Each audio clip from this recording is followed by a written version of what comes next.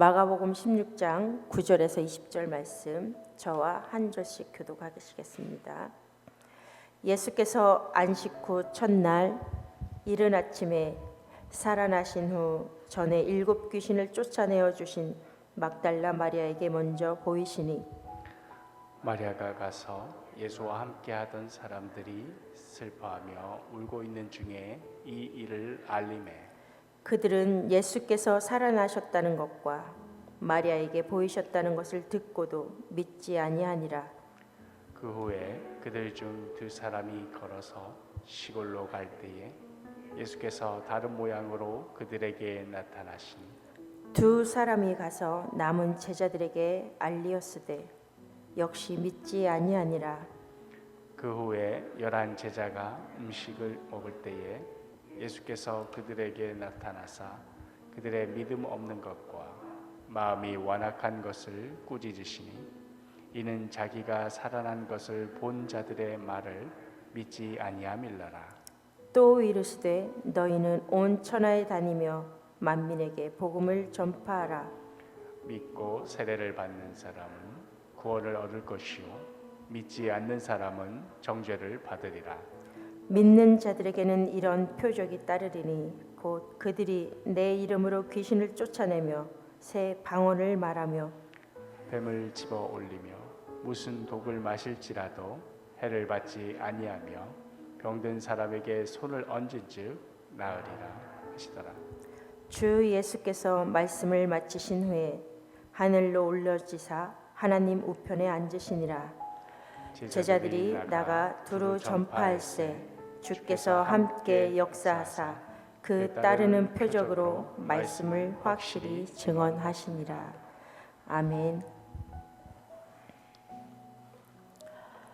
예수님이 막달라 마리아와 그리고 야고보의 어머니 마리아와 살로메 세 여인이 걱정하면서 무덤에 도착합니다. 무덤에 도착하는데 놀라운 일을 목격하게 되는데요. 부활의 현장에 도착한 여인들은 아무 말도 할 수가 없었습니다. 왜냐하면 예수님이 계셔야 하는데 그래서 이 여인이 아침에 새벽 일찍 주님의 시신에 부패되지 않도록 향품을 사가지고 바르려고 새벽 일찍 갔지만 그 무덤에 예수님이 계시지 않은 것입니다. 그래서 이 마리아에게 오늘 천사가 이렇게 말하죠. 네가 왜 울고 있느냐라고 말할 때 그 천사가 네가 찾는 예수는 여기 계시지 않고 갈릴리에 먼저 가 계신다라고 얘기를 합니다. 이 말씀을 들은 이 막달라 마리아는 놀라운 이 사실을 예수님의 십자가 죽으심을 너무나도 슬퍼하고 있는 제자들에게 전합니다. 얼마나 놀랐겠어요. 분명히 어제 그제 돌아가셨는데 아침에 와보니 새벽에 와보니 계시지 않는 것입니다. 그래서 이 제자들에게 복음을 전하지만 이 예수님께서 다시 부활하셨다라는 것을 전하지만 그들이 예수께서 살아나셨다는 것과 그리고 예수께서 무덤에 계시지 않는다는 것을 듣고도 믿지를 않습니다. 심지어 예수님이 엠마오로 가는 2 제자들과 함께 걸어가고 계실 때 이 2 제자들이 예수님이 옆에 계심에도 불구하고 알아보지를 못합니다. 왜 그랬을까요? 이들을 이스라엘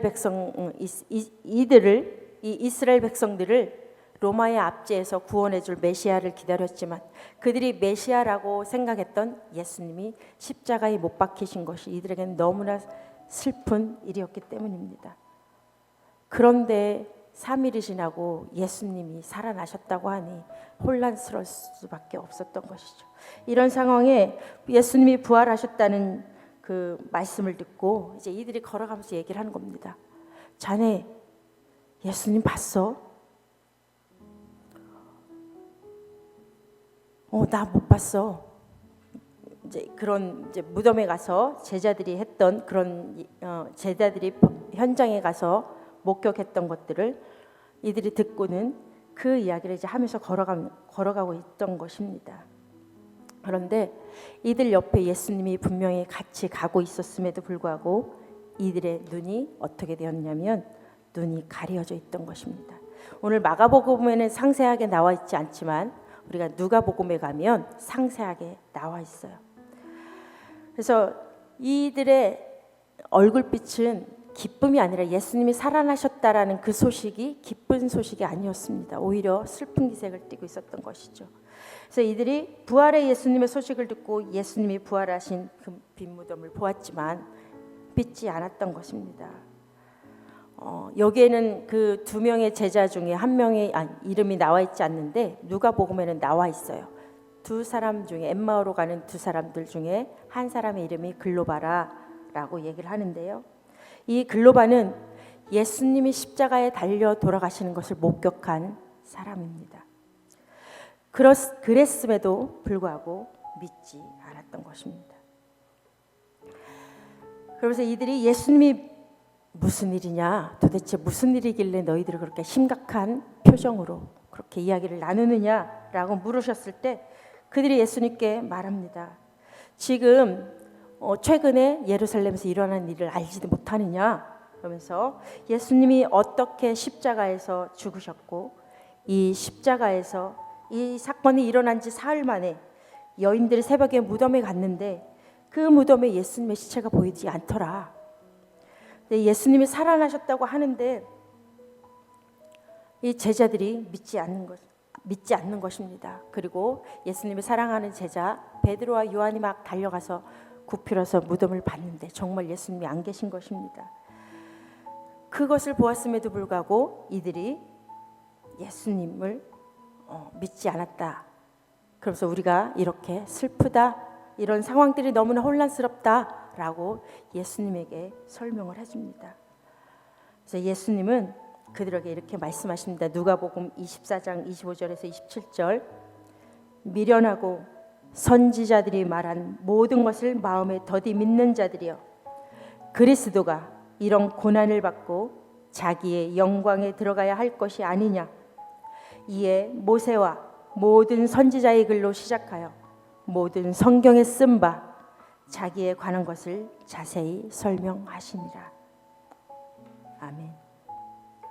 여기서 선지자들이 말한 것 그리고 모세와 모든 선지자의 글은 무엇을 의미합니까? 바로 구약에서 누누이 반복적으로 말씀하신 약속의 말씀입니다. 그들을 통해서 분명히 메시아가 올 것이다 라고 끊임없이 구약에서 하셨던 약속의 말씀입니다. 예수님이 이제 이 성경을 풀어주세요. 너희들 선지자들을 통해서 들은 말씀을 알지 못하느냐. 너희들 모세의 글, 그 모세와 모든 선지자의 글을 통해서 알지 못하느냐. 그래서 이 모든 성경이 누구에 대하여 쓴 것이라고 말합니까? 바로 예수 그리스도 자기 자신에 관한 것이다 라고 설명을 해줍니다. 구약의 약속의 말씀이 신약에서 이 예수님으로 말미암아 성취되었다는 것을 예수님이 이 영적인 영안이 열리지 않는 제자들에게 자세히 풀어서 설명해 주시고 있는 것입니다. 이제 부활하신 예수님이 또 갈릴리로 가셔서 예수님이 그들과 함께 음식을 잡수실 때 이제 하늘에 축사하시고 그리고 제자들에게 떼어 그것을 나눠줍니다. 그런데 놀랍게도요, 떡을 떼고 잔을 나누는 것은 무엇을 의미합니까? 우리가 금요일 날 나눴던 예수님의 살과 피, 그것을 기념하는 것입니다. 예수님이 십자가에서 어떻게 달려 돌아가실 것과 어떻게 살아나실 것인지에 대한 그것을 기념하는 것입니다. 예수님이 이렇게 성찬을 의미하는 떡과 음식을 나눌 때 그들의 눈이 비로소 밝아집니다.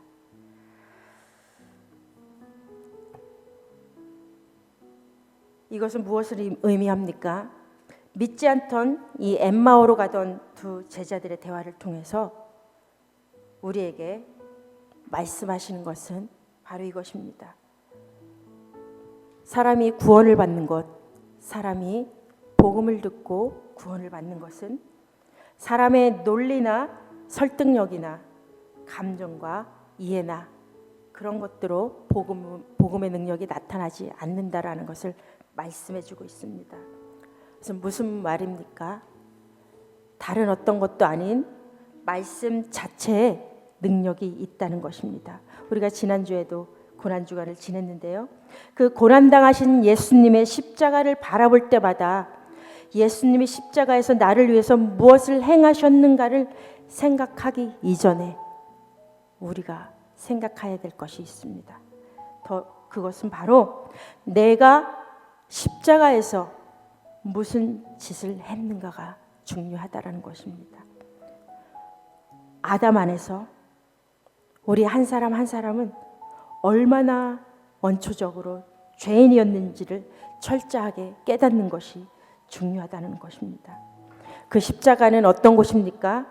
처절한 죄의 자리였고 내가 죽어 마땅한 자리였던 것입니다. 오죽하면 예수님이 겟세마네 동산에서 땀방울이 핏방울이 되어 떨어지는 것 같이 하나님 아버지께 간구하실 때 그 잔을 하실만 하거든 옮겨주시옵소서 간구하지만 그러나 결국 최종적으로는 내 뜻대로 마옵시고 아버지 뜻대로 하옵소서 말씀하시며 하나님 뜻에 순종한 희생의 자리였다는 것입니다.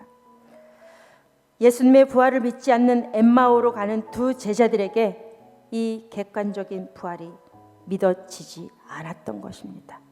그런데요, 그들의 가슴이 뜨거워지고 마음이 뒤집어진 것은 하나님의 말씀을 예수님이 풀어주실 때 그들에게 이 놀라운 부활 소식, 복음이 믿어진 것입니다.